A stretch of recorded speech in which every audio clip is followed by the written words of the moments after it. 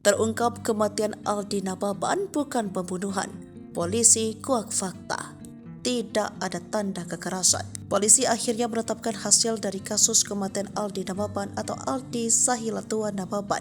Ia yang merupakan seorang mahasiswa di Bali ditemukan tak bernyawa di kamar kosnya Sabtu 18 November 2023 lalu. Jasad Aldi Nababan ditemukan pertama kali oleh pemilik kos bernama Nyoman Risub Artana, 43 tahun. Setelah beberapa waktu berjalan, polisi menyimpulkan kematian Aldi Nababan bukanlah pembunuhan. Polresta Denpasar memastikan Aldi Nababan meninggal bukan karena campur tangan orang lain.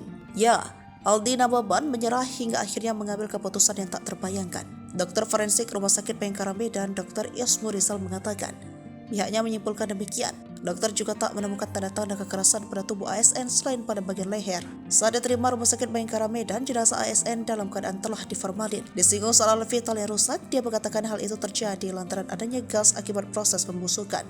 Sedangkan dokter psikiatri, Dr. Leli Setiawati, membeberkan percakapan Aldi dengan pacarnya 21 Maret 2023. Analisis Leli yakni Aldi sebetulnya ingin berbuat baik lagi, namun selalu tidak berhasil dan terus merasa bersalah. Hal ini dikatakan sebagai salah satu ciri depresi.